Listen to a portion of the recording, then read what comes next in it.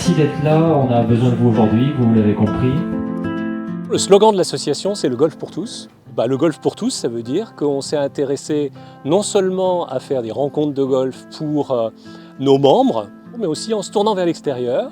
L'idée était de se tourner vers les personnes en situation de handicap, dans la mesure où on pensait que ça pouvait être une activité sportive qui peut leur apporter de nombreux bénéfices. On va prendre le temps d'analyser un petit peu la capacité des différents joueurs, différents groupes à jouer cet après-midi sur le parcours. Je suis une golfeuse et une compétitrice engagée.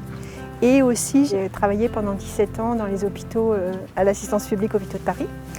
Et je me suis rendu compte qu'effectivement, la santé, c'était bien, mais c'était aussi important de pouvoir avoir une place dans la société et de pouvoir faire de la place à une personne concernée par une maladie et potentiellement un handicap.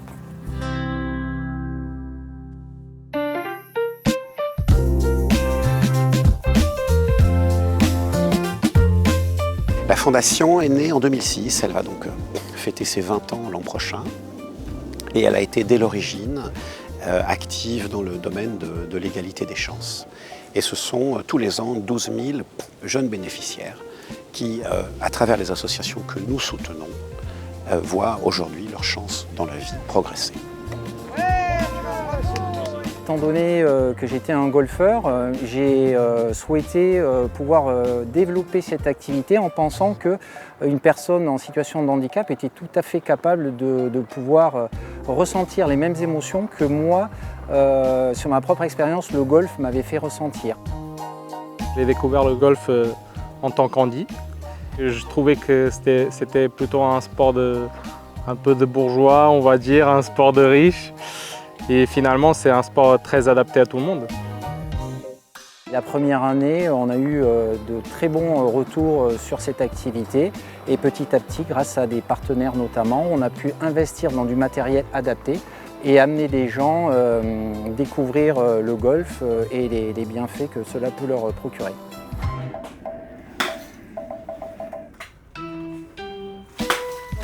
On s'installe dedans, on s'accroche les genoux et puis on se lève, on se verticalise et puis on est debout et on peut faire ce qu'on a envie. On peut jouer.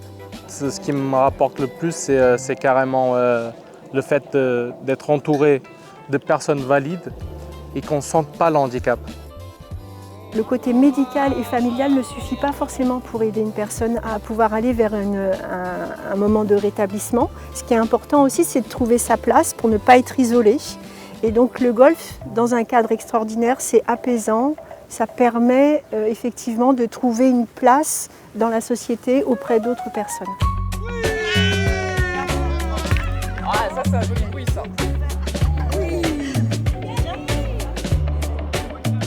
Par rapport aux personnes qu'on accompagne, on a vu une réelle évolution parce qu'il y en a certains qui au départ arrivaient étaient un petit peu éparpillés, c'était compliqué, ne savaient pas trop où aller, même être en sécurité, etc.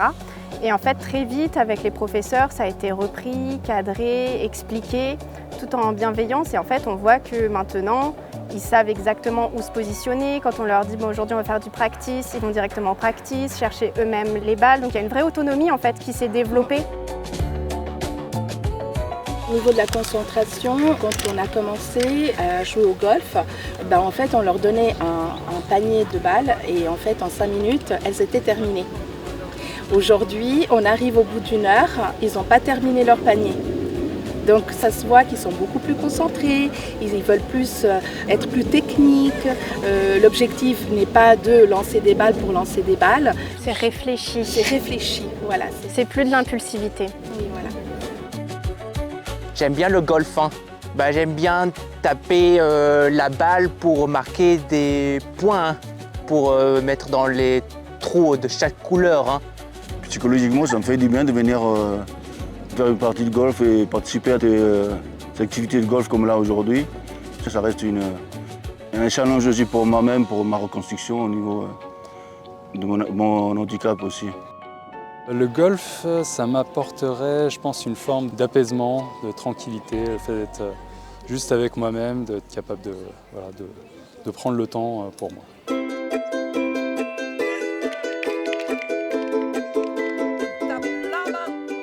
Le fait de voir ces personnes avec des sourires, avec des attitudes, ça nourrit le sens de la mission que l'on a. C'est une mission ou un travail qui a énormément de sens. Pour nous, c'est une fierté d'avoir mis quelque chose en place, un sport en place qui leur apporte tellement de choses. Et même de voir à quel point ils sont bien et à quel point ici on est bien, nous aussi, c'est agréable. Alors l'idée, c'est vraiment de faire connaître le paragolf. Et pour ça, on a envoyé des affiches où il y a marqué « Ensemble, on peut faire bouger les lignes » pour que tous les golfeurs, toute la communauté de golfeurs sachent que c'est possible de faire du golf, y compris si on est concerné par un handicap physique, psychique ou mental. Chaque golf peut, s'il veut, demander à devenir un pôle handicap. Et nous, la commission Paragolf, on peut aider à développer le projet. Et en plus, on a la possibilité d'aider financièrement ces golfs à devenir des pôles Paragolf. On va faire la remise des prix. Je me réjouis que la Fondation Lacoste puisse participer aujourd'hui à cet événement. La Fondation a décidé de s'engager plus encore en faveur du monde du handicap.